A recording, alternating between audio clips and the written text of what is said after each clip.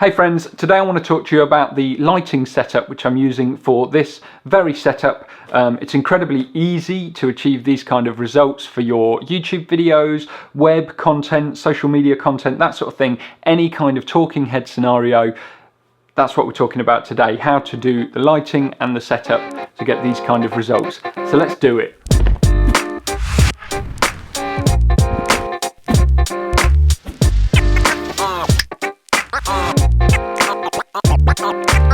So yeah, my lighting setup is constantly evolving, and as I have recently moved house and therefore moved studios as well, I thought it was a great time just to share what my current preference is for this style of video. And just with a little bit of practice and a few of the right bits of equipment, you can get pretty great results without spending an absolute fortune. So I'm just going to talk you through what I'm using for this scene that you're looking at right now, and although some of the equipment I'm using is slightly more expensive, there are cheap alternatives to most of what I'm using, and I just thought that sharing how I'm doing things might be helpful to you. I say this is how I do my YouTube videos, but you might be a business owner looking to start doing video content to promote your business, so I thought that just sharing how I'm doing my lighting could be helpful to you and might inspire you to have a go at doing videos in your own way. So this scene that you're watching now is lit by two LED panels, and that is it. The two that I'm using are made by Aperture. They're Amaran 528s, I think, and they range in price, but they're about 160 quid each at the moment. I'm not suggesting you go out and buy those lights though. You can get much cheaper LED panels for about sort of £40 a panel. So two of those is all you need. I have got one large key light in front of me here. It is just out of shot, and I'm using a very cheap light umbrella to diffuse that light, and that is about 45 degrees to me. If I just do this, it's just there out of shot. You can just see the umbrella coming in there. So that lighting umbrella just diffuses what would be quite a harsh light and makes it a much softer light that's coming onto my face. I've got it at 45 degrees so that you can see there is some fall off, and that just avoids me being completely flat. It gives me my features some definition, which is slightly more flattering than it would be if it was just straight on to me. Not lighting related, but I've got a shotgun microphone just out of shot above my head, which is giving me the audio that you can hear, and probably a topic for a separate video, but having the microphone as close to you as possible just helps get better audio results. But back to lighting. So we've got the key.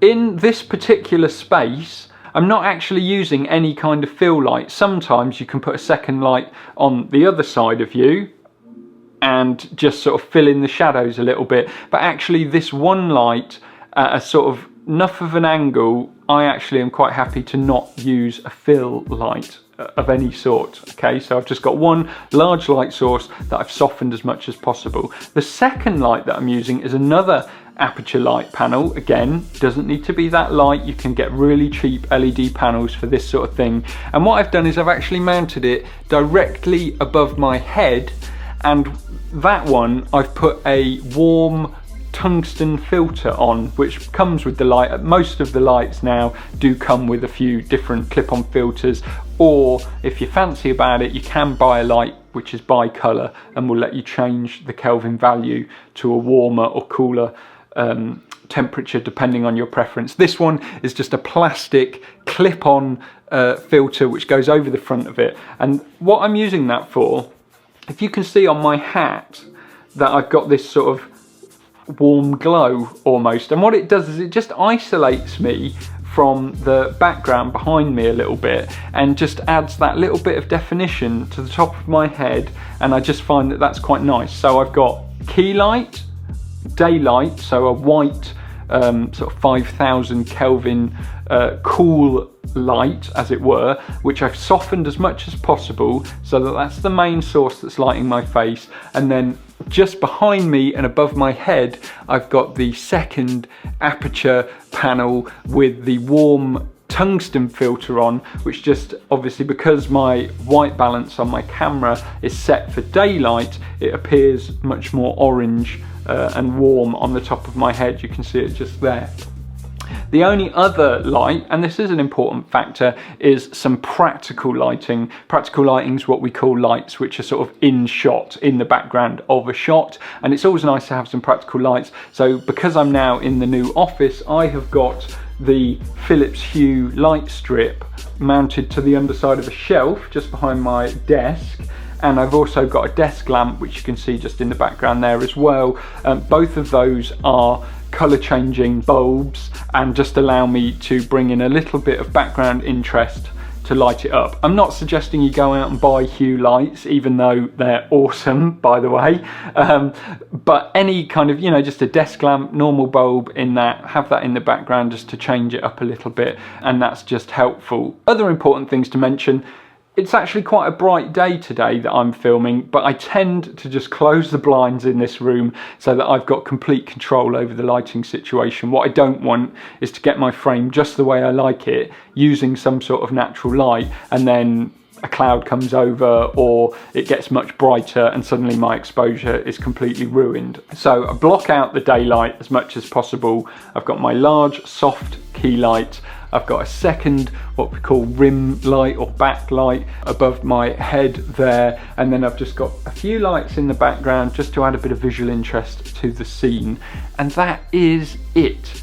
2 lights and you can achieve this kind of result for your videos. I'm not saying that this is perfect, by the way, I'm just saying that this is my current sort of go-to setup for my sort of style of talking head YouTube video, and I'm quite pleased with the result. I'm always looking to improve and fine-tune the setup that I'm using, and you know, I will continue to. If I were looking to improve this setup, then I would look to get an even softer key light and soften this even more so that, you know, you can still see some shadows on my face, so the softer that I could get that key light, the better, and that would probably be a nice way of improving this situation.